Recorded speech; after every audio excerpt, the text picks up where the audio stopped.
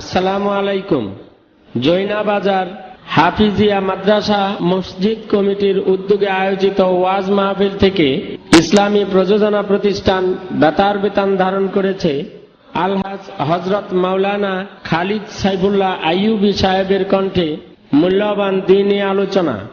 আল্লাহর নিয়ামত শিরোনামে অ্যালবামটি প্রযোজনা ও পরিবেশনায় বেতার বেতান audio and CD centre, Mawna Chowrasta, Sreepur, Gazipur.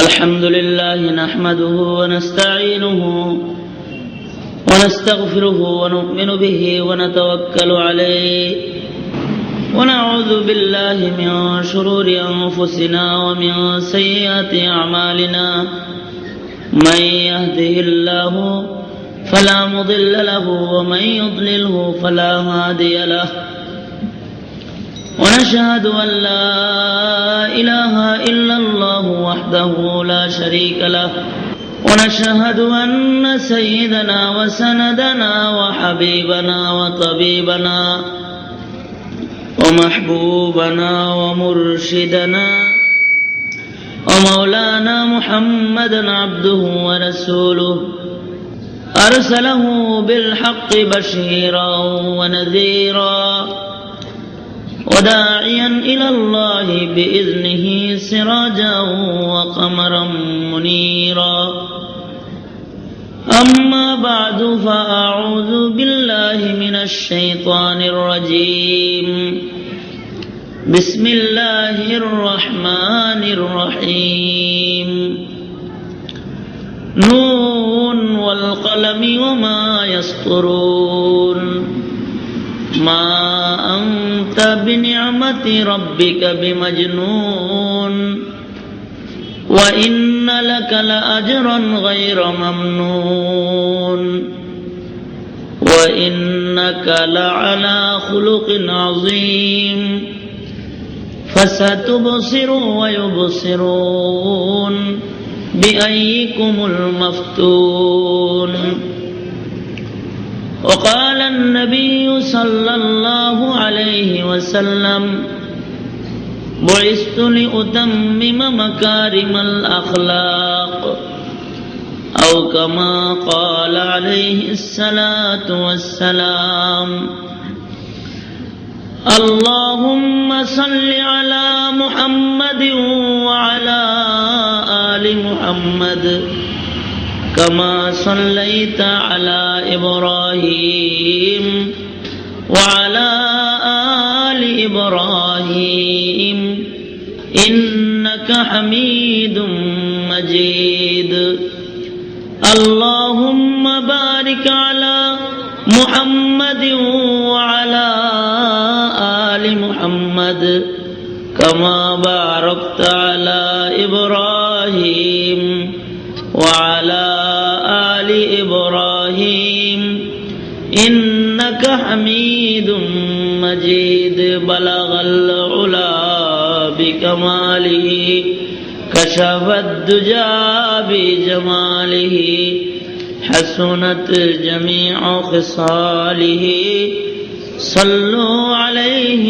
وآله قرن شبي بلغ العلا بكماله كشف الدجى بجماله حسنت جميع خصاله صلوا عليه وآله رہے میرے مسکن حوالی کعبہ بنے میرے مدفن دیار مدینہ بلغ العلا بکمالہ کشف الدجى بجمالہ حسنت جميع خصاله صلوا عليه وآله আলহামদুলিল্লাহ। জৈনা বাজারে আয়োজিত মাদ্রাসার আয়োজনে মহদি বরকতি বার্ষিক মাহফিল মাহফিলের মোহতারাম সদর সভাপতি, উপস্থিত মাহফিলের বুজুর্গ অতিথি হযরতুল আল্লাম পীর কামিল আল্লামা শেখুল হাদিস হযরত মৌলানা মুফতি আহমদ আলী সাহেব দামত বরকাতুহুম, দিগার হযরত বুজুর্গ উলামায়ে কেরাম, সম্মুখপানে সমবেত দিন প্রিয়, ইসলাম প্রিয়, দিনদার ইমানদার মুমিন মুসলমান ভাইরা, বুড়া বাবারা, যুবক ভাইরা, পর্দার আড়ালের মা বোনেরা, আল্লাহর দরবারে শুকর আল্লাহ রাব্বুল আলামিন আমাদেরকে একটা বরকতি মাহফিলে, উলামায়ে কেরামের মজলিসে, কোরআন ও হাদিসের আলোচনার মাহফিলে, জান্নাতের টুকরা বাগানে আল্লাহ তাআলা আমাদেরকে আসবার বসবার তৌফিক দান করেছেন। যে মহান মালিক আমাদের এই বরকতি মজলিসের সদস্য করে কবুল করছেন, তার দরবারে শুকরিয়া আদায় করে সকলে মিলে একবার পড়ি আলহামদুলিল্লাহ। আলহামদুলিল্লাহ। সন্ধ্যা থেকেই বিকাল থেকেই মাহফিল শুরু হয়েছে, গুরুত্বপূর্ণ আলোচনা ওলামা হযরতরা করেছেন, আপনারা বসে বসে আলোচনা শুনেছেন, ওলামায়ে কেরামের সামনে বসেছিলেন, যতটুকুন সময় এখানে বসেছিলেন অতটুকুন সময় আলোর মধ্যে বসেছিলেন। দুনিয়াটা পুরাটা অন্ধকার, এই জায়গাগুলো আলো। হযরত হাসান বসরি রহমতুল্লাহ আলাইহি বলছেন যে পুরা দুনিয়াটা অন্ধকার। হযরত ইমামে আজম আবু হানিফা রহমতুল্লাহ আলাইহি তিনি বলেছেন যে আমার কাছে হযরত ইমামে আজম আবু হানিফা রহমতুল্লাহ আলাইহি বলেন, মাজলিসুল উলামা মাজলিসুল কুবারা আহাব্বু ইলাইয়া মিন মাজলিসিল ফিকহ। উনি বলেন যে আমার কাছে আলেমদের মজলিস, আলেমদের সামনে বসে থাকা, বড়দের সামনে বসে থাকা ফিকহের গুরুত্বপূর্ণ গবেষণার কাজের চাইতে অনেক বেশি দামি এবং অনেক মহব্বতের। কারণ ওলামাদের মজলিসে বসে থাকলে নবী আলাইহিস সালামের মজলিসে বসে থাকার বরকত বান্দা পায়। সুবহানাল্লাহ পড়েন, সকলে আওয়াজ করে পড়েন সুবহানাল্লাহ। কারণ নবী তো পাওয়া যাবে না, ও আলেম ওলামা পাওয়া যাবে, এদের সামনে বসে থাকলে ওই বরকত পাওয়া যাবে। আমাদের জিন্দগিতে বরকতের দরকার, নাকি বলেন? বরকতের দরকার না? আলোকিত জায়গায় বসে থাকলে এই আলো দিয়া জান্নাত পাওয়া যাবে। হাসান বসরি রহমতুল্লাহ আলাইহি অনেক বড় জবরদস্ত এক বুজুর্গ ছিলেন। এমন বুজুর্গ ছিলেন যে তাসাউফের সনদ বর্ণনা করলে ওনার নাম সবার শেষে।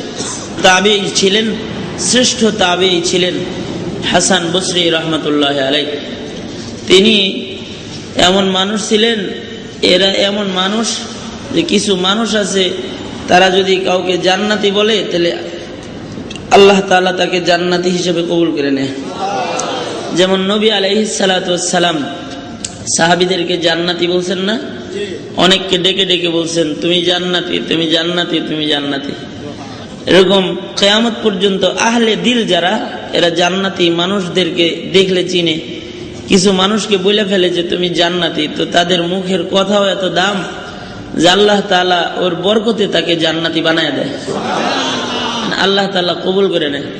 তো এই হাসান বসরি রহমতুল্লাহ আলাইহি তিনি এক মাজুসি অগ্নি পূজককে বললেন তুমি কালেমা পড়ো, মুসলমান হয়ে যাও। মাজুসি বলে কি লাভ, কি ফায়দা কি? কালেমা বললে লাভ কি? তো কালেমা বললে কি লাভ? জান্নাতের মালিক হওয়া যায় কালেমা পড়লে। যে কালেমা পড়ে সে জান্নাতের মালিক হয়ে যায়, জান্নাতে ঢুকে যায়। আলান নবী সাল্লাল্লাহু আলাইহি ওয়াসাল্লাম, ক্বালান নবী সাল্লাল্লাহু আলাইহি ওয়াসাল্লাম, মান ক্বালা লা ইলাহা ইল্লাল্লাহ দাখালাল জান্নাহ। যে কালেমা পড়ে সে জান্নাতে ঢুকে যায়। সুবহানাল্লাহ। আওয়াজ করে কোন আরো জোরে আওয়াজ করে বলেন সুবহানাল্লাহ, মাশাআল্লাহ। তাহলে কালেমা বললে জান্নাতি হয়ে যাওয়া যায়, জান্নাতে ঢোকা যায়। কালেমা বললে কি হয়? সে মুসলমান হয়ে যায়। মুসলমান হইলে কি ফায়দা? হাসান বসরি বলে আর একটা লাভ, কালেমা পড়ে মুসলমান হলে দুইটা লাভ। একটা লাভ আল্লাহ তাআলা জান্নাত দিয়ে দে, আর একটা লাভ ইসলামের ভেতরে ঢোকার আগে যে সকল পাপাচার সে বান্দা করেছে, আসমানের মালিক মাওলায় বান্দায় ইসলামের ভেতরে ঢোকার সাথে সাথে তার পিছলি জিন্দগির সব গুনাহগুলোকে মাফ করে দেয়। আল ইসলামু ইয়ানহাদিমু মা কানা ক্বাবলাহু, ইসলাম তার পিছনের সকল অপরাধকে ক্ষমা করায় দেয়, মাফ করায় দেয়। হ্যাঁ, একটা হলো জান্নাতের মালিক হয়ে যাবে, আর একটা পিছনের সব গুনাহ মাফ হয়ে যাবে। দুটা লাভ। আগন্তুক বলে হুজুর মুখে করলে হবে না, মুখে না বলে আপনি এটাকে কাগজের মধ্যে লিখে দেন, দলিল দেন, লিখে দেন। লিখে হাসান বসরি নিজে লেখা দিলে লোকটা কালেমা পড়বে। হাসান বসরি বলে কলম দাও। হযরত হাসান বসরির হাতে কলম দেওয়া হইলে কাগজের মধ্যে লিখলেন, আল্লাহ লিখে দিলে বান্দায় নাকি কালেমা পড়বে। লিখলাম, তোমার নবী বলছে কালেমা পড়লে জান্নাতে ঢুকে যাওয়া যায়। সে কালেমা পড়তেছে, তাইলে আমি লিখলাম সে জান্নাতে ঢুকে গেছে। ইয়া আল্লাহ, তোমার বন্ধু বলছেন ইসলাম কবুল করলে পিছনের সব গুনাহ মাফ হয়ে যায়। আল্লাহ, সে ইসলামের ভেতরে ঢুকে পড়েছে। মালিক, আমি লিখে দিতেছি তুমি তার জিন্দেগির সব গুনাহ মাফ করে দিছ। লিখে দিছে। বলতেছে ঠিক আছে হাসান, আমি কালেমা পড়ে নিলাম। কালেমা পড়ে মুসলমান হয়ে গেছে। কাগজে লিখে দিছে কলম হাতে নিয়া, আল্লাহ এই কালেমা পড়ছে, তার গুনাহ তুমি মাফ করে দিছ, লিখে দিছি। জান্নাত দিয়ে দিছো, এটাও লিখে দিছি। ইসলাম কবুল করে মুসলমান হয়ে গেছে। তো মাজুসি বলে, ও হাসান এবার আমাকে কালেমা পড়ায় দেন। হাসান বসরি কালেমা পড়ায় দিলেন। আল্লাহর বান্দা কালেমা পড়ে মুসলমান হয়ে গেল। এবার আল্লাহর বান্দা কয়, ও হাসান, এই যে কলম দিয়ে লিখছেন একটা লেখা, এই আপনার কলমের লেখাটা আমার কাছে অনেক দাম। আপনি যে কলম দিয়ে আমাকে জান্নাতের সনদ দিচ্ছেন গো হাসান, এই কাগজের লেখাটা আমি আপনার কাছে আমানত রাখলাম। আপনি এই কাগজখানা আপনার কাছে আমানত রেখে দেন।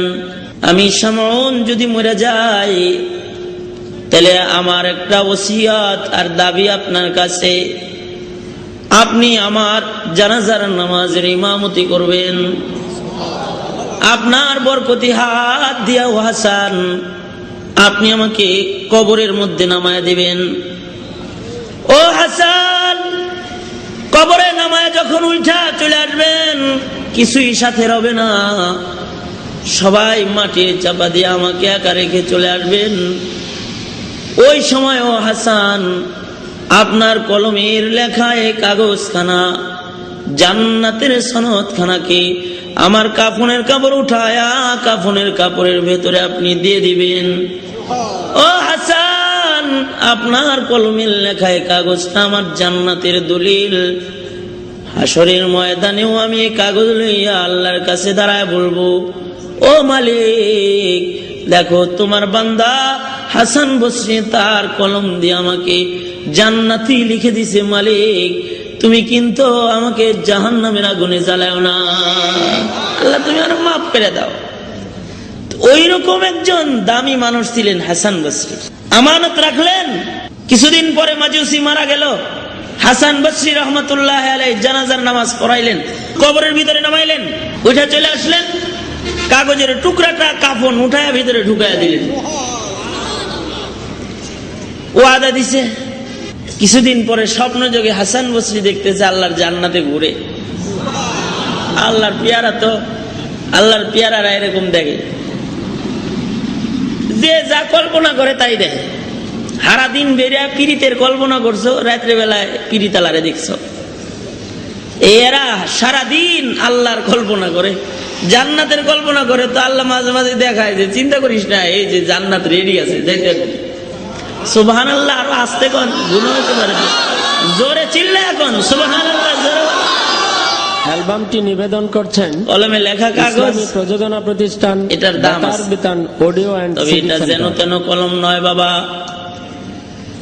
যার তার কলমের লেখা কিন্তু দাম নয়। কোরআনে হাকিমের একটা বরকতি সূরা, সূরার নাম সূরাতুল কালাম। এর প্রথম অংশ আপনাদের সামনে তেলাওয়াত করেছি। আল্লাহ তাআলা সূরাটা নাজিল করেছেন তার হাবিবের তাহারা, তার পবিত্রতা আর রিসালাতের বর্ণনা দিয়া। আল্লাহ সূরা কলম নাজিল করেছেন। যখন কাফেররা পয়গম্বরকে গালিগালাজ করেছে, পাগল বলে গাল দিছে, আল্লাহ তাআলা তার বন্ধুর শান বর্ণনা করেছেন। যারা পাগল বলে পয়গম্বরের গালি দিয়েছে তাদের গালির জবাব সূরায় দিয়েছেন। পয়গম্বর কি দেওয়া শ্রেষ্ঠ আখলাক, যে আখলাক আল্লাহ তাআলা তার দোস্তকে দান করেছেন, ওই আখলাকের বর্ণনা সূরার মধ্যে আল্লাহ তাআলা করেছেন। সূরাটার নাম হলো বাবা সূরাতুল কলম। এই কলম সূরার ভিতরে নবীজির শান বর্ণনা আছে, রিসালাতের বর্ণনা আছে। রিসালাতে মুহাম্মাদি সাল্লাল্লাহু আলাইহি ওয়াসাল্লামের রিসালাতকে, নবী আলাইহিস সালামের রিসালাতকে মানুষের কলিজার মধ্যে বদ্ধমূল করে দেওয়ার জন্য সূরা কলম আল্লাহ নাযিল করেছেন। ওই সূরার প্রথম অংশ তেলাওয়াত করছি, যে সূরায় নবীজির রিসালাত, নবীজির শান, নবীজির তহারাত। এই সূরার আলোচনাও কেউ যদি মুহাব্বতের সাথে শোনে তাহলে নবীজির সাথে জান্নাতে চলে যেতে পারবে। কারণ নবীজির মুহাব্বতের দলিল হবে এটা, কারণ নবীজির নাম নেওয়া তো ইবাদত, তাই না? সালাম উস পর কে জিসকা তাজকিরা আইনে ইবাদত হয়ে, सलाम उस पर के जिसका तज़किरा आईने इबादत है, सलाम उस पर के जिसका जिंदगी रहमत ही रहमत है, सलाम उस पर के जिसका जिंदगी रहमत ही रहमत है, सलाम उस पर के जिस पर जा फिदा करना सादत है, सलाम उस पर के जिससे बुग़्ज़ नफ़रमानी शकावत है, सलाम उस पर के जिससे बुग़्ज़ नफ़रमानी शकावत है। আল্লাহর রাসূলের আলোচনা ইবাদত। আল্লাহ তাআলা তার হাবিবের শান বর্ণনা করছেন সূরা কলমের মধ্যে। আল্লাহর বন্ধুর রিসালাতের আলোচনা করেছেন, যে আলোচনা করা ইবাদত। আল্লাহর রাসূলের সাথে মুহাব্বতটাও ইবাদত। আল্লাহর রাসূলের আলোচনা করা ইবাদত, আল্লাহর রাসূলের মুহাব্বত ইজহার ইবাদত, জান্নাত। আর আল্লাহর রাসূলের সাথে নফরত, আল্লাহর রাসূলের সাথে আদাওয়াত, জাহান্নাম। সূরা কলম এমন একটা সূরা যে সূরার মধ্যে আল্লাহ তাআলা তার দোস্তের শান বর্ণনা করেছেন। কেউ যদি মুহাব্বত লইয়া এই সূরার আলোচনা শুনে, তে মুহাব্বতটা পয়গম্বরের সাথে তাকে আল্লাহর জান্নাতে পৌঁছায় দিবে। এই মুহাব্বতটা নবীজির মুহাব্বতের দলিল হবে। সূরাটার নাম সূরা কলম। সূরার শুরুতে আল্লাহ কসম খাইছেন, দুইটা কসম খাইছেন। আল্লাহ কোরআনের জায়গায় জায়গায় বহু কসম খেয়েছেন, কিন্তু কসম খায় আল্লাহ তাআলা কোন মানুষের পবিত্রতা শান বর্ণনা কোথাও করে নাই।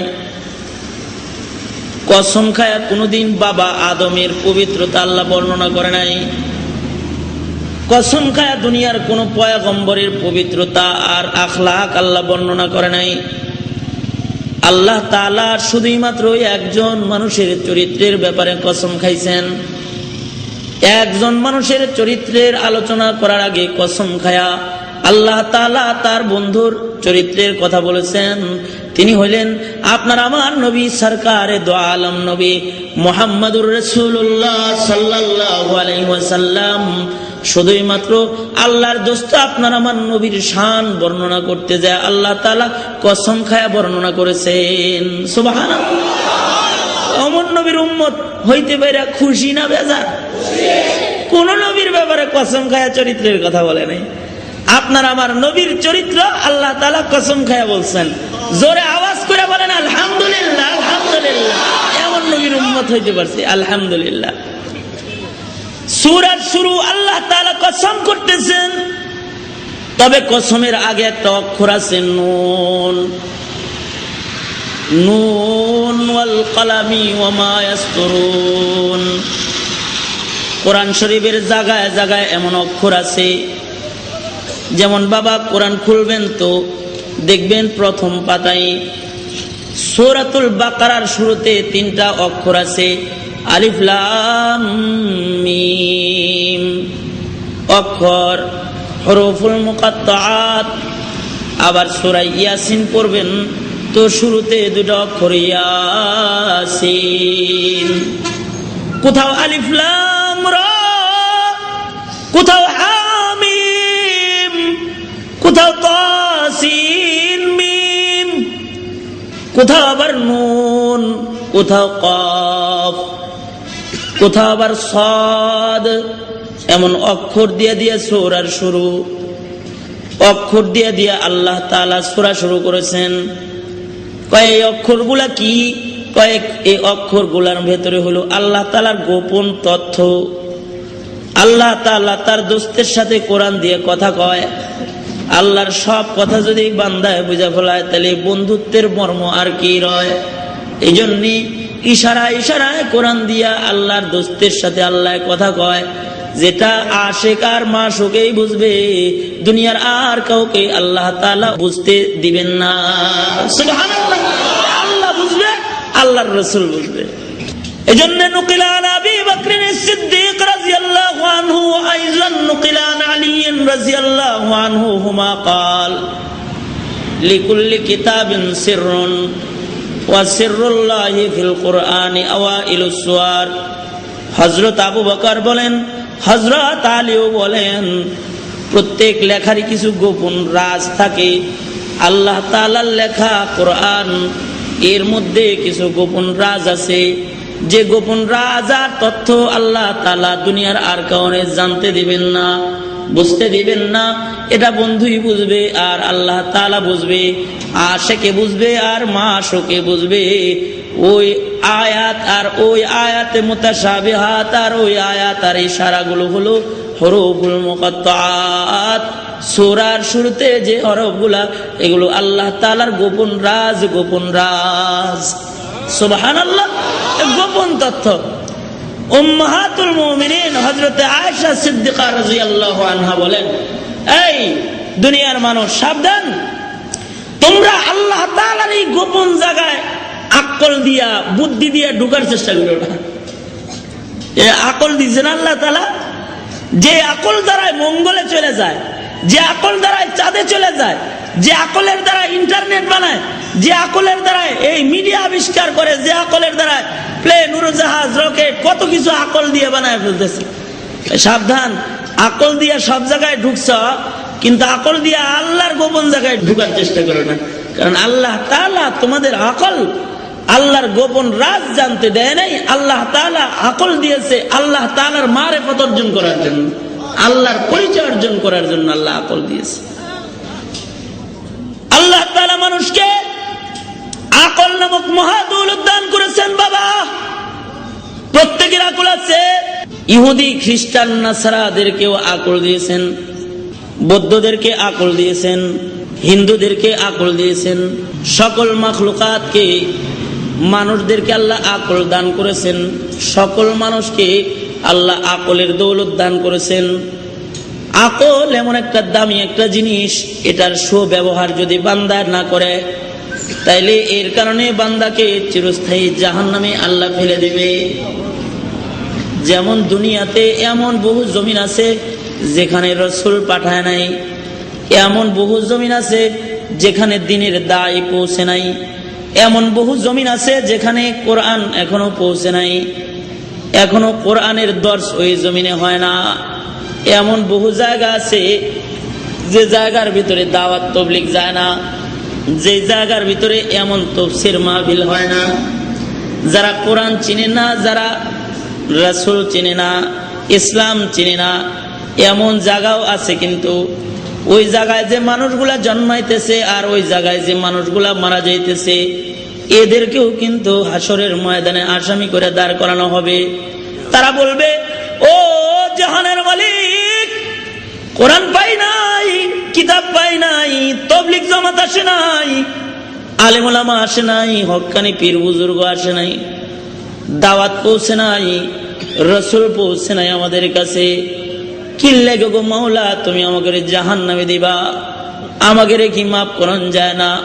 আল্লাহ তাআলা জবাবে বলবেন, বান্দা, আমার কোরআন যায় নাই, আমার পয়গম্বর যায় নাই, অথবা দিন পাও নাই, দায় যায় নাই। ও বান্দা, তোমাকে তো আমি আকল নামক দৌলত দান করেছিলাম, আমার আকল নামক দৌলতটাও কি তোমার কাছে যায় নাই? যা দিয়া দুনিয়ার সব চিনলা, আকাশের উপরেও চিনলা, জমিনের নিচেও চিনলা, পানির তলেও ওই আকল দিয়া তুমি চলে গেলা। ওই আকল খাটায় কেন রে বান্দা আমার কদমে পড়লা না? জবাব দাও। এইগুলা করার লেগে আকল দিছি? আকল হলো মারিফত অর্জনের জন্য আকল দিয়েছি, তবে এই আকল দিয়া সব জায়গায় আবার ঢোকা যাইব না। এই আকল আল্লাহ তাআলার গোপন জিনিস জানার জন্য না, আল্লাহ তাআলার মারিফতের জন্য। এজন্য কিছু জায়গায় গোপন, ওখানে হাত দেওয়া যায় না। এজন্য তাফসীর করার সময় কখনো যদি সূরার শুরুর এই অক্ষরগুলা সামনে আইসা যায়, তখন মুফাসসিররা কয় আমরা জানি না, এটার অর্থ আমরা বুঝি না। তাফসীর যখন হুজুররা পড়াইতে যায়, অক্ষরগুলা আইসা গেলে হুজুরও বলে আমিও জানি না। যিনি তাফসীর বিশেষজ্ঞ আব্দুল্লাহ ইবনে আব্বাস রাদিয়াল্লাহু আনহু, আব্দুল্লাহ ইবনে আব্বাস রাদিয়াল্লাহু আনহু নবীর কাছে সবচেয়ে তাফসীর বেশি যিনি বুঝেছেন, তার সামনেও যখন এই অক্ষরগুলা এসে গেছে, তিনিও বলতেছে আমি এই অক্ষরগুলোর অর্থ বুঝি না। কয় তাহলে কে জানে? আব্দুল্লাহ ইবনে আব্বাসও কয় আমি জানি না। আল্লাহু ওয়া রাসূলুহু আ'লামু বিমুরাদিহি, আল্লাহ আর আল্লাহর রাসূল এর অর্থ জানে, তরজমা জানে, আমি এর মর্ম বোঝার যোগ্যতা আমি রাখি না। সুবহানাল্লাহ। এই কেউ জানে না। দুনিয়ার যত মুফাসসির বসে বসে তাফসীর করবে, এদের সামনেও যখন এসে যাবে এরাও বলে আমরা জানি না। যারা এগুলোকে বের করতে যায় তারা ভুল পথে চলে যায়। এজন্য বলা হয়েছে আহকামাতের পিছনে পড়ো, মুতাশাবিহাতের পিছনে পড়ো না। উলামায়ে কেরাম ভালো বুঝবেন যে আহকামাতের আয়াত যেগুলো আছে ওইগুলোর পিছনে পড়ে আমল করো। মুতাশাবিহাত আল্লাহ তাআলার গোপন রাজ, ওখানে হাতাহাতি করার চেষ্টা করো না। তাহলে সূরার শুরুতে একটা অক্ষর আছে বাবা, অক্ষরটা হলো নুন। নুন। এরপরে আল্লাহ তাআলা কয় ওয়াল কালাম ওয়া মা ইয়াসতুরুন। দুইটা কসম খাইলেন আল্লাহ তাআলা। আল্লাহর হাবিবের কথা বলবেন তাই আল্লাহ তাআলা কসম খায় বলতেছে। তাইলে কি আল্লাহ তাআলা আল্লাহর হাবিবের কথা কসম খায় শক্ত করে বলতে চায়? না, মালিকের কথা কসম খায় শক্ত করার দরকার নাই। কালামুল মুলুকি মুলুকুল কালাম, ওইটা কসম ছাড়া বললেও শক্ত, কসমলা হইলেও শক্ত, কসম ছাড়া হইলেও শক্ত। এটাকে মজবুত করার জন্য কসম খাওয়ার জরুরত নাই। তাহলে কেন কসম খায়? তবিয়ত ইনসান কসম খাইলে তাড়াতাড়ি গ্রহণ করে, তাই কসম খায়া খায়া কথা বলে। তা আল্লাহ তাআলাও তার হাবিবের কথা বলতে যায় দুইটা কসম খাইলেন। ওয়াল কালাম ওয়াল কালাম ওয়া মা ইয়াসতুরুন। কয় কলমের কসম, কলম যা আয়ত্তে নিয়েছে তার কসম, মানে কলমের লেখার কসম। কলমের কসম আর কলমের লেখার কসম। কসমটা হইল কলমের কসম, কলমের লেখার কসম। কিসের কসম? কলমের কসম, কলমের লেখার কসম। এই কলমের কসম আর কলমের লেখার কসম, এই কসমটা আল্লাহ তাআলার কাছে যত দামি, অত দামি কোন কসম পুরা কোরআন শরীফের ভিতরেও নাই। এই কসমটা আল্লাহ তাআলার কাছে সবচেয়ে দামি। সুবহানাল্লাহ। জোরে বলেন, জোরে বলেন সুবহানাল্লাহ। এই জন্যই দামি কসমটা দামি পয়গম্বরের শান বর্ণনা করতে যায় বলছেন দামি কসম। কোরআনের কোথাও কোথাও আল্লাহ কসম করেছেন, যেমন কোরআনে আল্লাহ কসম করেছেন ওয়াশ-শামস, সূর্যের কসম। আবার কোথাও কয় ওয়াল কামার, চাঁদের কসম। কোন জায়গায় আবার বলে ওয়াদ-দুহা, দুহার কসম। ওয়াল ফাজর, ফজরের কসম। আবার কোথাও বলে ওয়াত-তিন, তিনের কসম। ওয়াজ-জাইতুন, জাইতুনের কসম। কোথাও কয় ওয়াল আসর, ওয়াল আসর, কালের কসম। কোথাও বলে ওয়াল লাইল, রাত্রির কসম। আবার জায়গায় জায়গায় আল্লাহ তাআলা কসম করে করে এরকম বলে, কিন্তু ওই কোরআনের সব কসম। আর ওয়াল কালাম ওয়া মা ইয়াসতুরুন, কলমের কসম, কলমের লেখার কসম। কয় কোরআনের সব কসম একদিকে, এই দুইটা কসম আর একদিকে। আল্লাহ তাআলার কাছে এই সব কসমের চাইতে কলমার কলমের লেখার কসমটা আল্লাহর কাছে সবচেয়ে বেশি দামি। সুবহানাল্লাহ, এটা আল্লাহ তাআলার কাছে আলাদা দাম। কলমের কসম খাইছে, কলমটা আল্লাহ তাআলার কাছে একটা দামি কলম আছে। কলমটা দুনিয়ার মানুষ দেখেই নাই এমন একটা কলম আছে। কারণ মানুষ ওই কলমটা দেখবে কেমনে?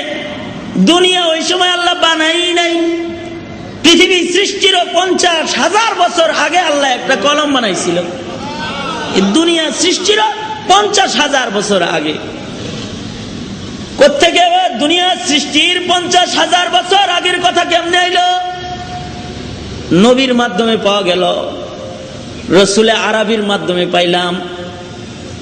নবীজি তো এমন আলেম ছিলেন, আল্লাহর রসুল আপনার আমার নবী এমন জ্ঞানী ছিলেন, এমন এলেমওয়ালা ছিলেন, যার কাছে পৃথিবী সৃষ্টির আগের এলেমও আছে, জান্নাতের ভেতরে এলেমও আছে, সকল এলেম, আউয়ালের এলেমও আছে, আখিরের এলেমও আছে। নবী আলাইহিস সালাতু ওয়াস সালাম দুনিয়ার মানুষের মধ্যে সবচেয়ে বড় আলেম।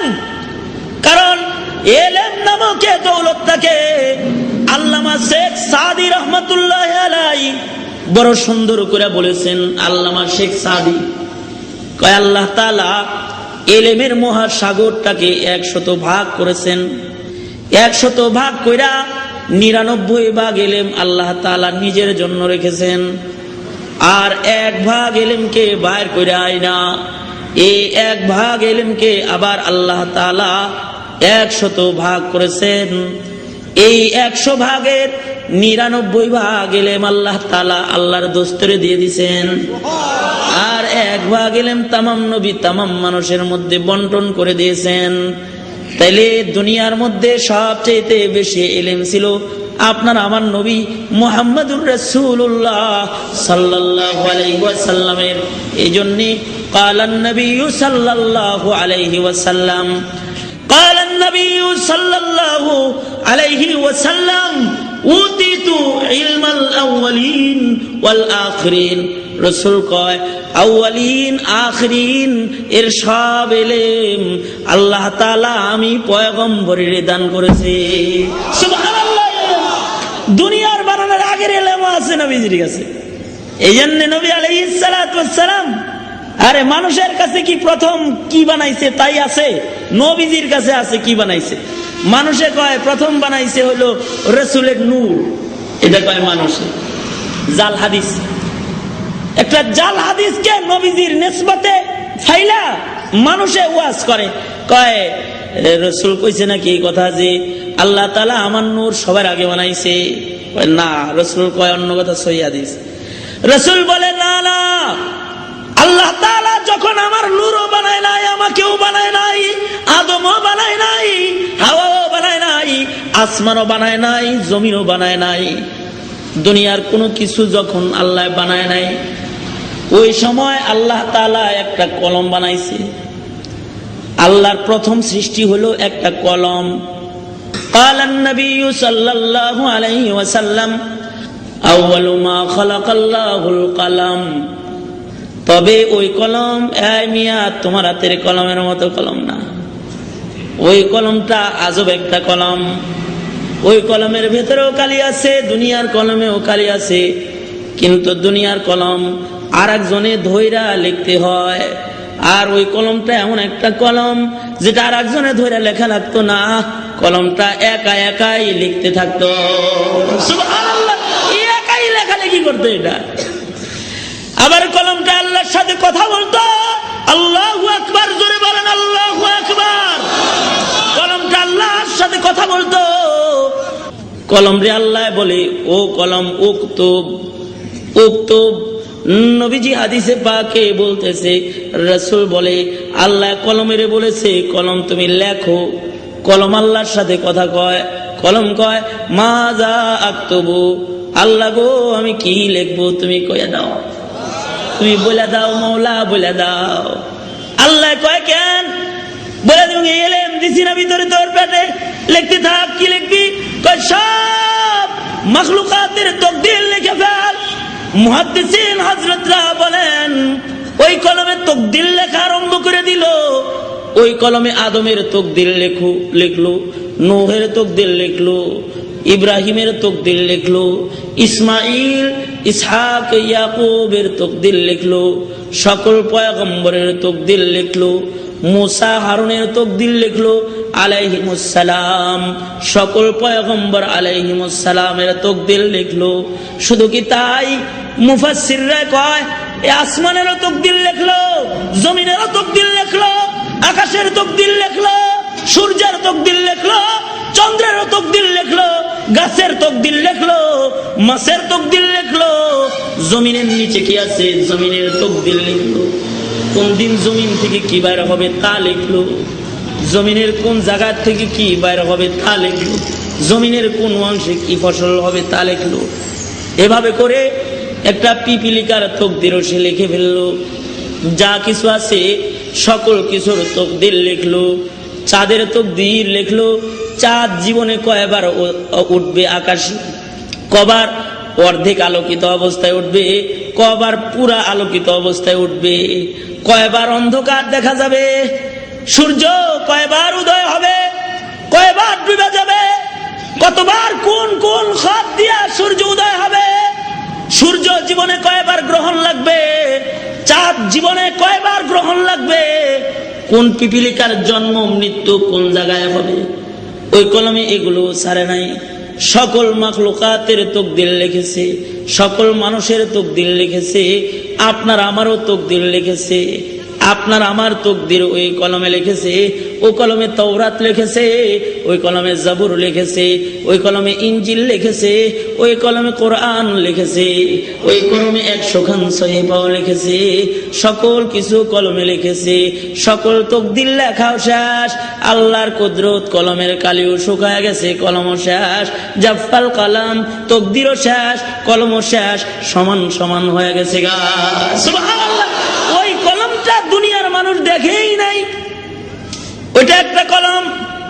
এই যে কলমে যে জিনিসগুলা লেখলো, ওই কলমটা কিন্তু আল্লাহর কাছে একটা দামি কলম। কলমে যে জিনিসগুলা লেখলো, এই কলমের লেখা পাল্টান যাবে না বেটা। দুনিয়ার কলম দিয়া লেখা, দুনিয়ার লেখা আগুনে পুড়ায় দেওয়া যায়। দুনিয়ার কলমের লেখার উপরে ফ্লুইড মারা যায়। দুনিয়ার কলমের লেখা উলু পোকা দিয়া খাওয়ান যায়। কিন্তু ওই কলম দিয়া আল্লাহ যে তাকদীর গুলা লিখছে, আত-তাকদীরু লা ইয়ারুদ্দু, এর একটা অক্ষর আর পরিবর্তন হবে না। এগুলো যেভাবে লিখেছে ওভাবেই থাকবে।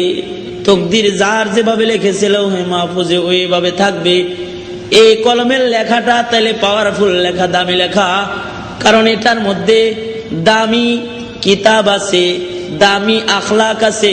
এ কলম দিয়া তাওরাত, জবুর, ইনজিল, কোরআন সব লেখা হয়েছে। সব লেখাগুলোকে লৌহে মাহফুজে সংরক্ষণ করা হয়েছে। এই লেখাগুলোরও অনেক দাম।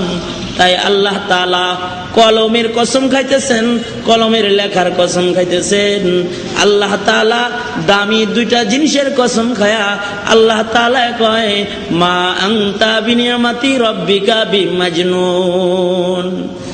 আরেকটা হইতে পারে না, আল্লাহ তাআলা ওই কলম তো কসম খাইছেনই, দুনিয়ার কলমেরও কসম খাইছেন এবং দুনিয়ার কলমের লেখারও কসম খাইছেন।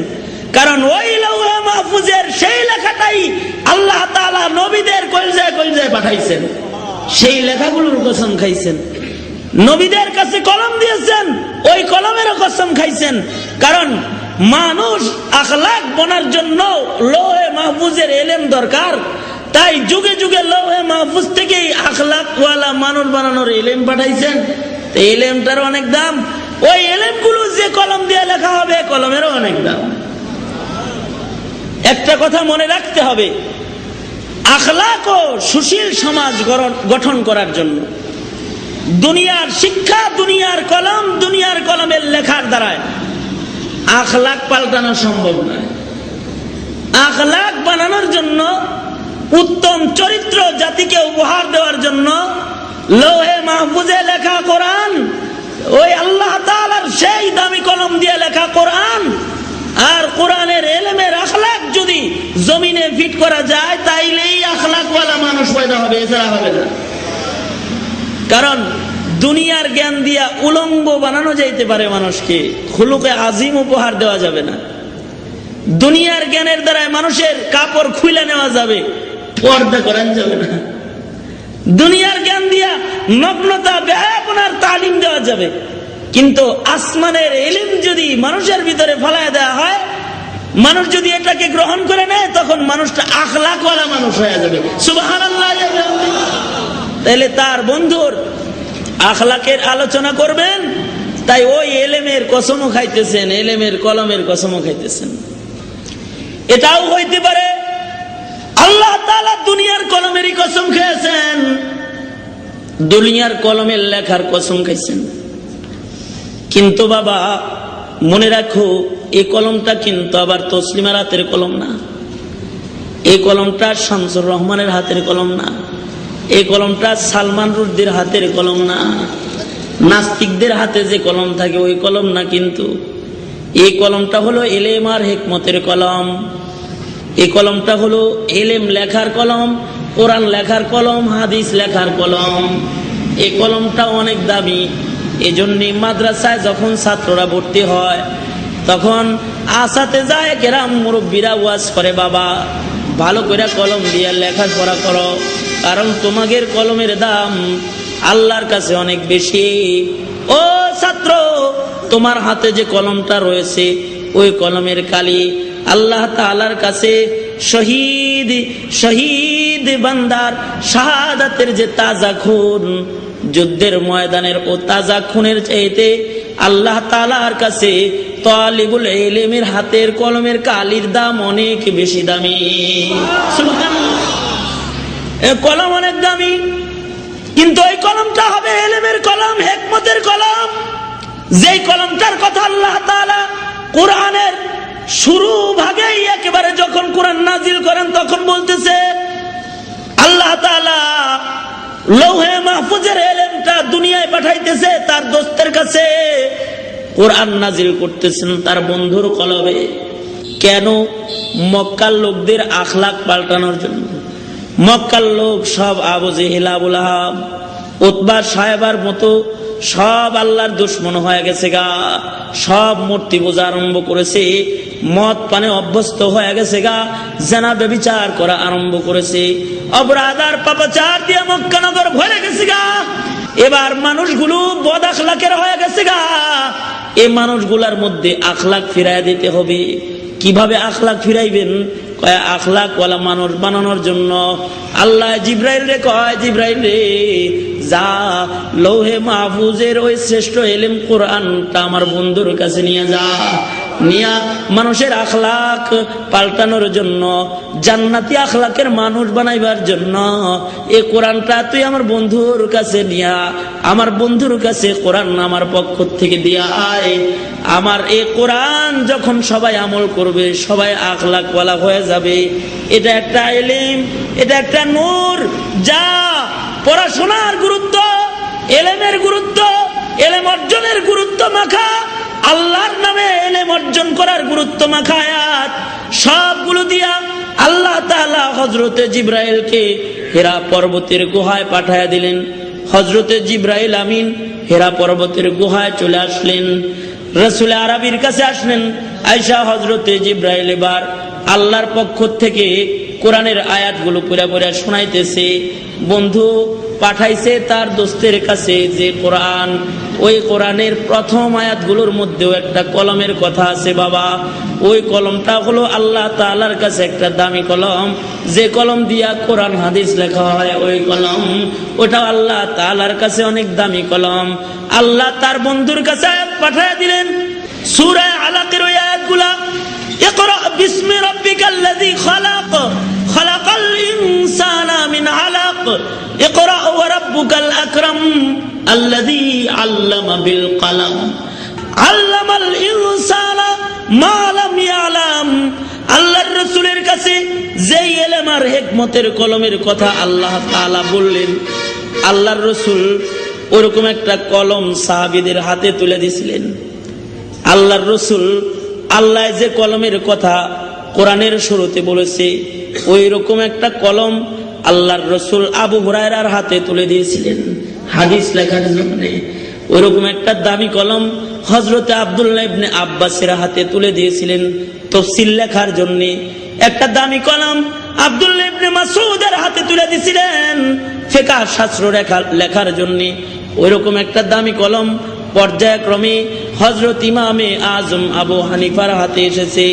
হযরতে ইমামে মালিক যে কলমের দ্বারা লেখালেখি করেছে, হযরতে আহমদ বিন হাম্বল, হযরত ইমাম শাফি যে কলমের দ্বারা লেখালেখি করেছে, যেই কলমের দ্বারা ইমাম বুখারী শরীফ লিখছে, যেই কলমের দ্বারা ইমামে মুসলিম শরীফ সংকলন করেছে, যেই কলমের দ্বারা ইমাম তিরমিজি শরীফ লিখেছে, যে কলমের দ্বারা ইমাম নাসাই শরীফ লিখেছে, যে কলমের দ্বারা ইমামে ইবনে মাজা লিখেছে, যে কলমের দ্বারা হযরত ইমাম মুহাম্মদ, ইমাম আবু ইউসুফ সহকারে অসংখ্য অগণিত মুজতাহিদ উলামায়ে কেরাম যারা মুজতাহিদে মুতলাক ছিলেন, তারা যে লেখালেখিগুলা কোরআন হাদিসের গবেষণাগুলা যে কলমের দ্বারা করেছে, বাবা এই কলমটার কিন্তু আল্লাহর কাছে অনেক দাম। কারণ এই কলম যতদিন থাকবে আসমান ততদিন আল্লাহ রাখবে। এই কলম যেদিন থাকবে না, এই কলমের লেখা শরীয়ত যেদিন দুনিয়ায় তালাশ করে পাওয়া যাবে না, সাজ সজ্জিত এমন দুনিয়া আল্লাহ তাআলা এক সেকেন্ডের জন্য আর রাখবে না। বলবে ইসরাফিল দুনিয়ার হায়াত শেষ, তুমি বাঁশি বাজায় দাও, দুনিয়া হালাক হয়ে যাক। নাউযুবিল্লাহ। ওই যে কলম, ওই কলমটা আমাদের আকাবিরদের কাছে আসছে। এই বাবা পর্যায়ক্রমে ওই কলমটাই ওলিউল্লাহ মুহাদ্দিসে দেহলভীর হাতে এসেছে, ওই কলমটাই আব্দুল আজিজ মুহাদ্দিসে দেহলভীর কাছে এসেছে, ওই কলমটাই পর্যায়ক্রমে দারুল উলুম দেওবন্দির আসিম নানতুবির হাতে এসেছে, ওই কলমটাই ইয়াকুব নানতুবি রহমতুল্লাহ আলাইহির হাতে এসেছে। ওই রকম একটা কলমই পর্যায়ক্রমে আকাবির বুজুর্গদের হাতে, আনোয়ার শাহ কাশ্মীরির হাতে আসছে। ওরকম কলমই মাহমুদুল হাসান দেওবন্দির হাতে আসছে। ওরকম একটা কলমই হোসাইন আহমদ মাদানির হাতে আসছে। ওরকম একটা কলমই দাওয়াত ও তাবলীগের যিনি প্রতিষ্ঠাতা ইলিয়াস রহমতুল্লাহ আলাইহির হাতে এসেছে। ওরকম একটা কলমই শাইখুল হাদিস জাকারিয়া রহমতুল্লাহ আলাইহির হাতে এসেছে। ওরকম একটা কলমই বাংলার হাফিজজি হুজুরের হাতে এসেছে। ওরকম একটা কলমই শামসুল হক ফরিদপুরীর হাতে এসেছে। যেরকম কলম আবু হুরায়রার হাতে নবী দিয়েছিল, যেরকম কলম ওই ইবনে আব্বাসের হাতে পয়গম্বর দিয়েছিল, ওরকম একটা কলমই শামসুল হক ফরিদপুরীর হাতে এসেছে।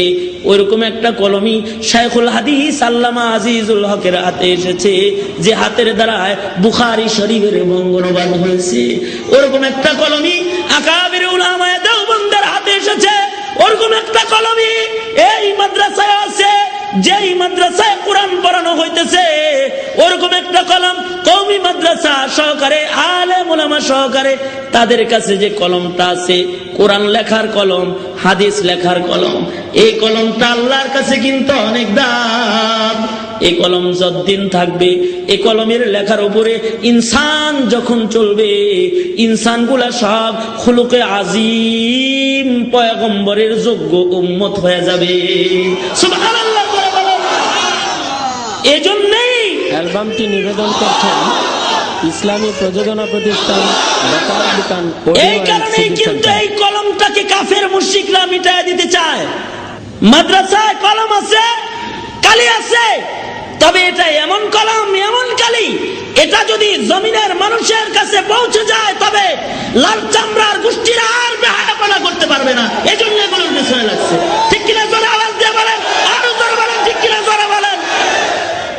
এ কারণে উলামায়ে কেরামদের উপরে খ্রিস্টানরা কড়া নজর রাখে, ইহুদিরা কড়া নজর রাখে। মনে করেন শুধুই তাই, এই কলমের কালিরে আর মুসলমানদেরকে সবাই ভয় পায়। যারা বেহায়াপনা চালু করতে চায় এরা ভয় পায়। এরা আস্তে আস্তে এই জন্য স্কুল কলেজে যতটুকুন ছিল এগুলোকে সরায় দেওয়ার চেষ্টা করতেছে। মানে একটা প্রাইমারি শিক্ষা অর্জন করে ছেলে, কিছু কলমের কালি ছিল যার দ্বারা আল্লাহ শিখা যায়, যার দ্বারা নবী চিনা যায়, যার দ্বারা সূরা ফাতিহা পড়া যায়, এটাও বের করে দিতেছে। কারণ কি? কারণ হলো এগুলো যে আখলাক বানায় ফেলবে। এই আখলাক যদি মুসলমানদের ভিতরে এসে যায় তাহলে তো আর বেহায়ার মতো ঘুরাইতে পারবে না। মুসলমানদের ভিতরে যদি এসে যায় তাহলে তো তাদের হাতে পিস্তল তুলে দিতে পারবে না, ঠিক কিনা জোরে বলেন? তাদের ভিতরে যদি এসে যায় তাদের দিয়ে সন্ত্রাস লালন করাইতে পারবে না। এ কারণে এই কলমকে বন্ধ করার এক চক্রান্ত ইহুদি খ্রিস্টান নাসারারা করতেছে। এই জন্য আল্লাহ তাআলা হইতে পারে শরীয়ত আর ইলম ও হিকমতের কলমের কসম করে কথা বলতেছে, কলমের লেখার কসম করে আল্লাহ তাআলা কথা বলতেছে। আল্লাহ দুইটা কসম খায়া বলতেছে, ও বন্ধু, কাফের মুশরিকরা আপনাকে পাগল কয়, আমি আল্লাহ কসম খায়া বলতেছি আপনি পাগল নয়। মা আনতা বিনিয়ামাতি রাব্বিকা বিমাজনুন, মা আনতা বিনিয়ামাতি রাব্বিকা বিমাজনুন। ও বন্ধু, আমার নিয়ামতে আপনি পাগল না। আমি আল্লাহ কসম করে বলতেছি আপনি নন পাগল, আপনি হলো আমার নিয়ামতওয়ালা। সব নিয়ামত তো আমি আপনারে দান করেছি। মুফাসসিররা বলে কি কি নিয়ামত দিছে? কয় সৌন্দর্যের নিয়ামত, তাও পুরাটা দিছে। এর চাইতে সুন্দর মানুষ দুনিয়ায় আর আল্লাহ বানায় নাই। ইলমের নিয়ামত দিছে, যত ইলম আল্লাহ এই বন্ধুরে দান করেছে আর কাউকে দেয় নাই নিয়ামত। মুজিজা দিয়েছে, যত মুজিজা মুহাম্মদুর রাসূলুল্লাহকে দিয়েছে দুনিয়ার আর কাউকে দেয় নাই, আর কোন পয়গম্বরকে দেয় নাই। নবী আলাইহিস সালাতু ওয়াস সালামকে যে নিয়ামত দিয়েছে দুনিয়ার আর কাউকে এমন নিয়ামত দেয় নাই। কয় বন্ধু, আপনি তো আমার নিয়ামত পাইছেন, আপনি পাগল নন। ওরা কয় পাগল, আমি আল্লাহ বলতেছি আপনি নিয়ামতওয়ালা। আল্লাহ নিজে কসম খায়া কাফেরদের গালির জবাব দিতেছে।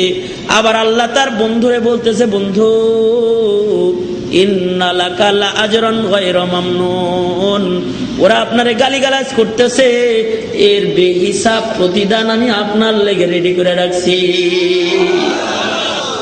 মুফাসসিরিনে কিরাম বলেন, আল্লাহর রাসূলকে পাগল বলে গালি দিয়েছে, আল্লাহ তাআলা যেমন কসম করে গালির জবাব দিয়েছে, কিয়ামত পর্যন্ত আল্লাহর রাসূলের আদর্শে একদল মানুষ চলবে যারা সুন্নতকে ভালোবাসবে, যাদের কাছে মসজিদের প্রথম কাতারটা প্রিয় হবে, যাদের কাছে শেষ রাত্রিতে ওইটা জিকির করাটা প্রিয় হবে, পাগড়ি মাথায় দিয়ে আল্লাহ আল্লাহর নামের জিকিরে চলাফেরা যাদের কাছে প্রিয় হবে, সকাল সন্ধ্যা আল্লাহর নামের জিকির করা তাদের কাছে প্রিয় হবে, সুন্নতের আমল তাদের কাছে প্রিয় কাজ হবে, মানুষের দ্বারে দ্বারে দিনের কথা বলা তাদের কাছে উত্তম কাজ হবে। তারা আল্লাহ আল্লাহর রাসূলের পথে চলবে কিয়ামত পর্যন্ত। আল্লাহ আল্লাহর রাসূলের পথে যারা চলবে, ওই একদল যেই দলটা আল্লাহর রাসূলকে গালি দিয়েছিল, ওই দলের রক্তের ছাপ কিয়ামত পর্যন্ত কিছু দুশমনদের গায়ে পড়ে যাবে। যারা ভালো মানুষগুলাকে পাগল বলতে থাকবে, যারা নেককার তাদেরকে দুর্বল বলতে থাকবে, নেককারদেরকে পাগল বলে গালি দিতে থাকবে, নেককারদেরকে হেয় প্রতিপন্ন করতে থাকবে। আমাদের মুরব্বীরা বলেন, যারা কিয়ামত পর্যন্ত রাসূলের উম্মতের নেককার বান্দাদেরকে গালিগালাজ করবে, ওই মানুষগুলার গায়ে আসলে আবু জেহেলের রক্তের ছাপ করে গেছে, এর লেগে গালিগালাজ করবে। আবু জেহেলের রক্তের ছাপ পড়ছে, আবু জেহেলের রাসূলকে গাইলায় আর এ নেককারকে গাইলায়, একই কথা হইল। নেককারকে গালি দিল, ও যদি রাসূলকে পাইতো রাসূলকেও গালি দিত। যারা গালি খাবে, এই বাবা আপনারা যারা দিনের কাজ করেন, যেমন মাহফিলে বয়ে রয়েছেন, কিছু আছে বুদ্ধিজীব, এরা পাশ দিয়ে যায় আর কয় আর কাম পায় না, এনে শীতের ভিতরে বয়ে রয়েছে পাগল, এরকম বলতে বলতে যায়। যদি এরকম গালি দেয় আর কাজ পায় না, এটা করে সেটা করে। রব কাকে বলা হয়? আল্লাহর রাসূল কোথাও বসে থাকলে ডান দিকে বাম দিকে মাসিরতা শাহর, 1 মাস ঘোড়া দৌড়ের রাস্তা, ডানে বামে সামনে পিছনে আল্লাহর রসুলের উপস্থিতির একটা প্রভাব পড়ে থাকতো। আল্লাহর রসুলের উপস্থিতির একটা ভয় মানুষের কলিজার মধ্যে থাকতো। ঠিক তেমন করে এই নিয়ামতটা আল্লাহ তাআলা উম্মতে মুসলিমাকেও দান করেছেন। ও যুবক ভাই, তুমি কলেজে পড়তে পারো কিন্তু তোমার মুখে কিন্তু কালেমার আওয়াজ আছে। তুমি স্কুলে পড়তে পারো, তোমার মুখে কিন্তু কালেমা আছে।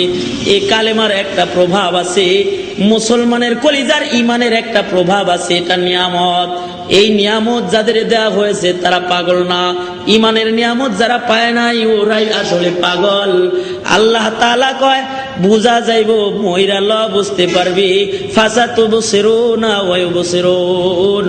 এরা পাগল না তোরা পাগল, মইরা গেলেই বোঝা যাবে আমার হাবিব পাগল নাকি আবু জেহেল তুই পাগল। মইরা ল একাই টের পাওয়া যাবি কি পাগল। সুবহানাল্লাহ, মর না টের পাওয়া যাবি। কারণ নিয়ামত দেওয়া হয়েছে, নিয়ামত ওয়ালারা কি পাগল হয় নাকি? আল্লাহর রাসূলকে নিয়ামত দেওয়া হয়েছে, সে কি পাগল নাকি? মুসলমান মুমিনকেও নিয়ামত দেওয়া হয়েছে, তারাও পাগল না। যেমন ও কালেমাওয়ালা, তোমার কলিজার মধ্যে ইমানের দৌলত আছে, এর একটা ভয় কাফেরদের ভিতরে আছে। এই যে একটা ভয়, এটা রব, এটা নিয়ামত।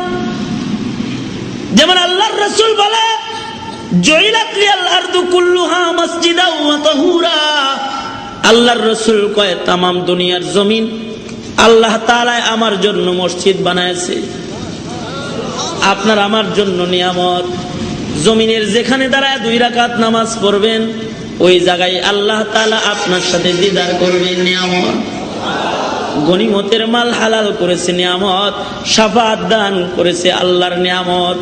আল্লাহর রাসূলরে আল্লাহ শাফাআতে কুবরা দিছে, আর ওরা কয় পাগল। আল্লাহ কয়, রাসূল গো আপনাকে আমি শাফাআতে কুবরার নিয়ামত দান করেছি, আর ওরা কয় আপনাকে পাগল। আপনি যতক্ষণ পর্যন্ত শাফাআত না করবেন ততক্ষণ পর্যন্ত জান্নাতের দরজা খুলবে না। আপনি পাগল নন, আপনি শাফাআত ওয়ালা, আপনি নিয়ামত ওয়ালা পয়গম্বর।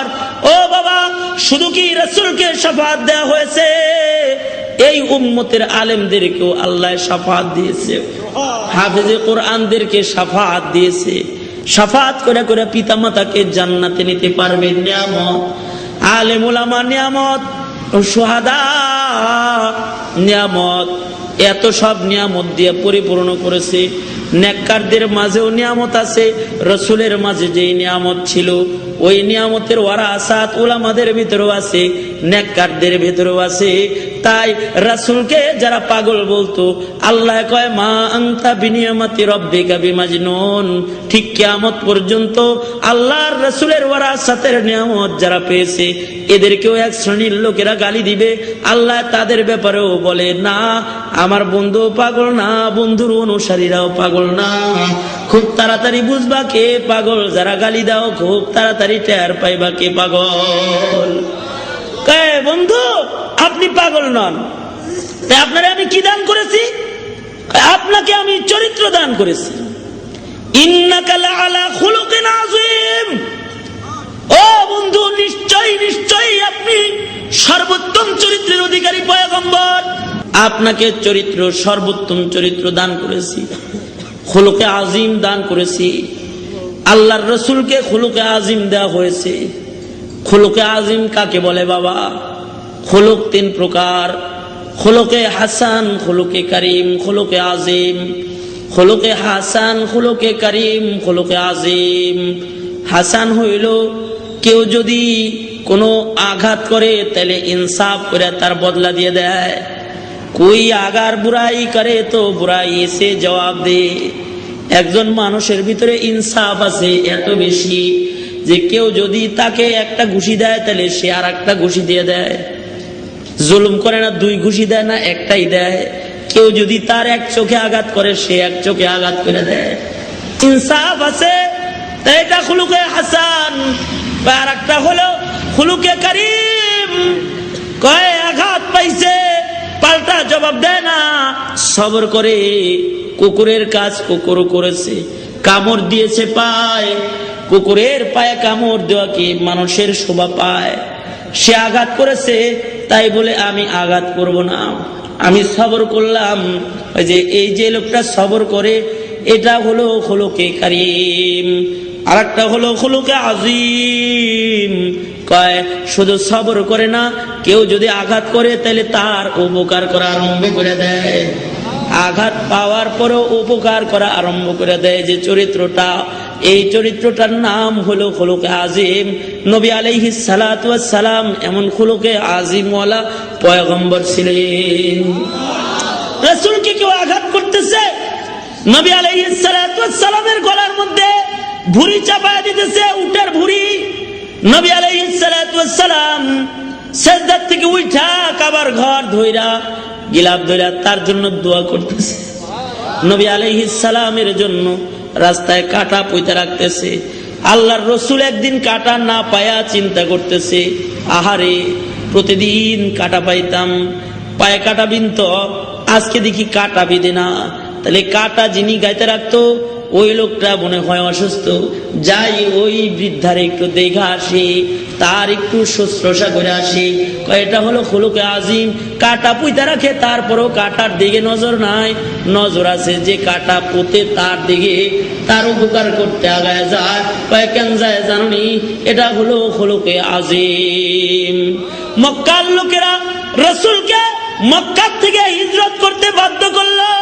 রসুল তো খুলুকে আজিম, মক্কায় ঢুইকাই বলে লা তাসরিবা আলাইকুমুল ইয়াউম, ও মক্কাবাসী তোমাদের উপরে আমার কোনো অভিযোগ নাই। আল্লাহর রসুল কাবা ঘরের চাবি চায়, বয় দে দে দে, কাবা ঘরের চাবিটা একটু দে, আমি 2 রাকাত নামাজ কাবা ঘরের ভিতরে ঢুইকা পইরা মালিকের সাথে একটু কথোপকথন করি। চাবি না দিয়ে কয় না দিলাম না, চলে যাও, দেওয়া হবে না চাবি, নেতাদের নিষেধ আছে, চাবি দেওয়া যাবে না। আল্লাহর রসুল মদিনায় চলে গেছে গা। মদিনার থেকে আল্লাহর রসুল এক পর্যায়ে মক্কা বিজয় করছেন। মক্কা নগরীর আধিপত্য পয়গম্বরের হাতে চলে আসছে।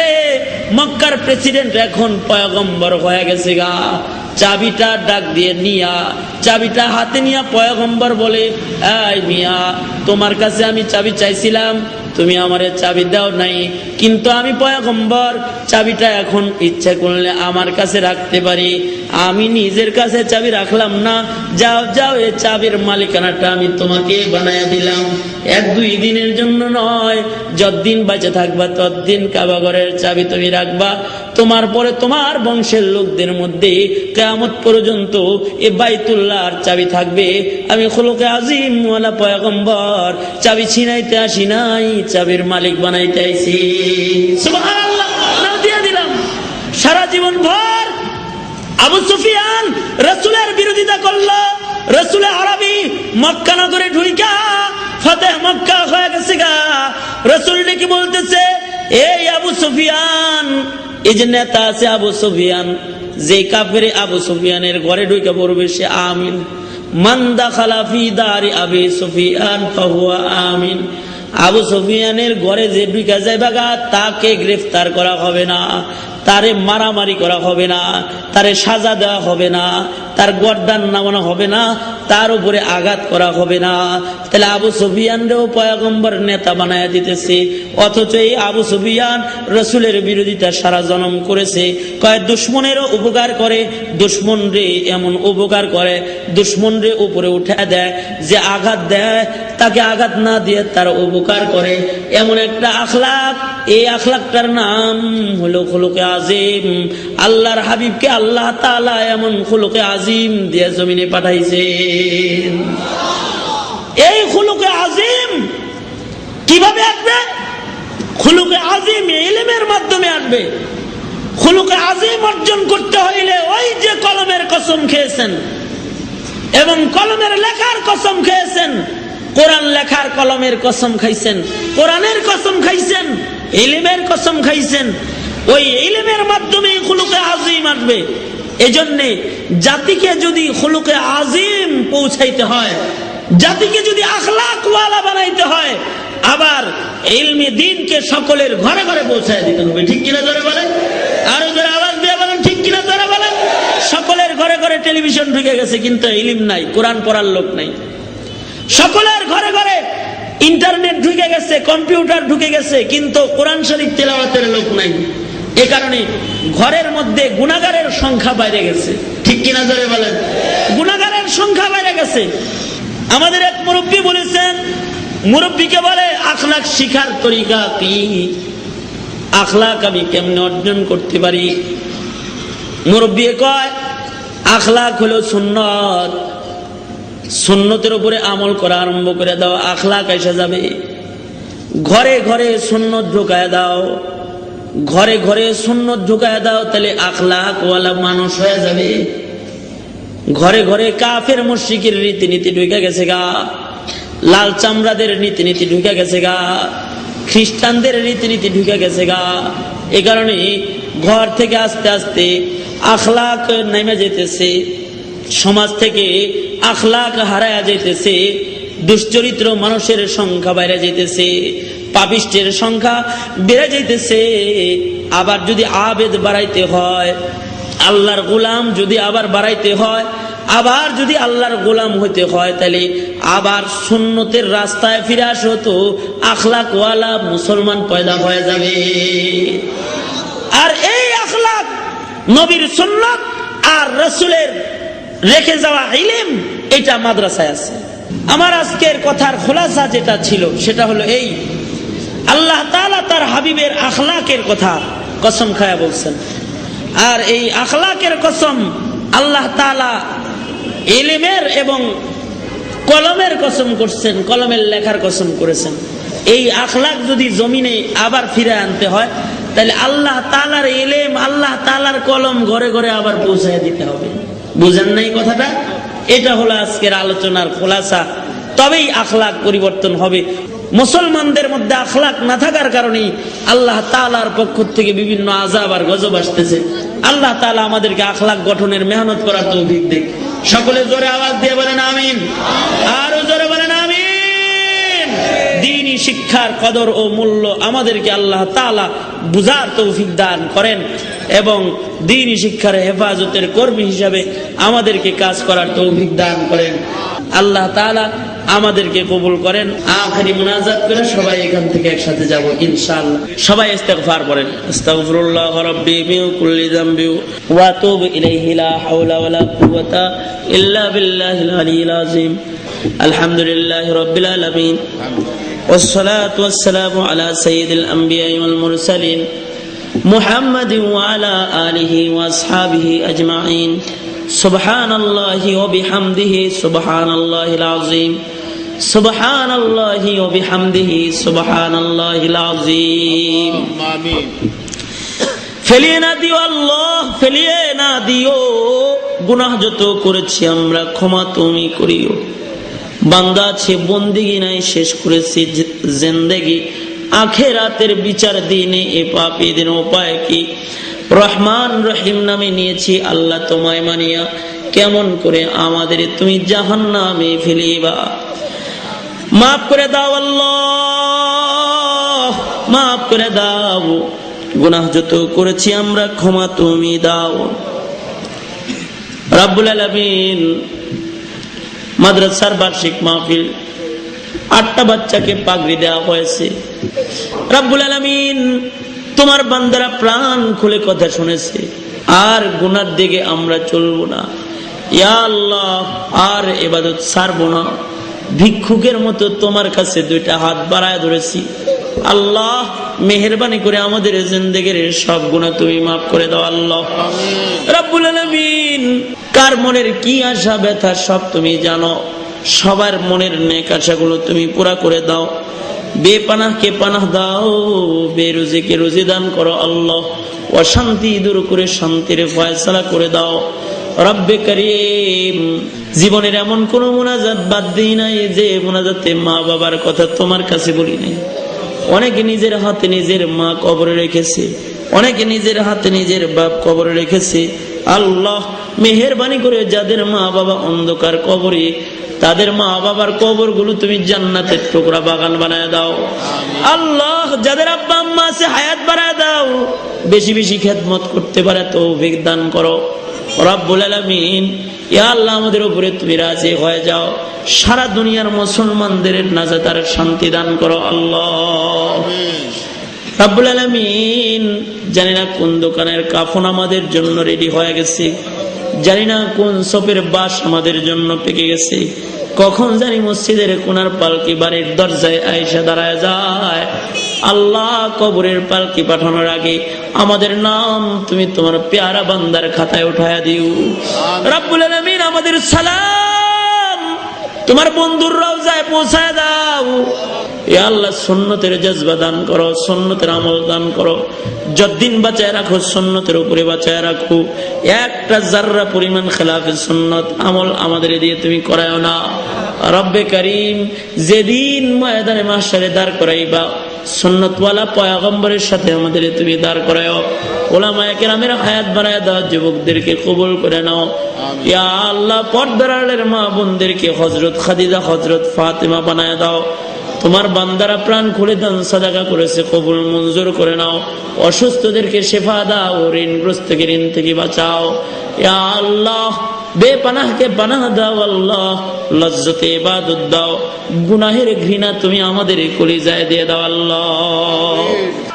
যত কল্যাণ দাও, যত অকল্যাণ তার থেকে আমাদের তুমি বাঁচাও। মৌতের দিনে কষ্ট দিও না, ইমানি মৃত্যু আমাদের দান করে আমাদের জবানে তুমি কালিমা জারি করে দিও। সুবহানা রাব্বিকা রাব্বিল ইজ্জাতি আম্মা ইয়াসিফুনা ওয়া সালামুন আলাল মুরসালিন ওয়ালহামদুলিল্লাহি রাব্বিল আলামিন। আসসালামু আলাইকুম ওয়া রাহমাতুল্লাহ।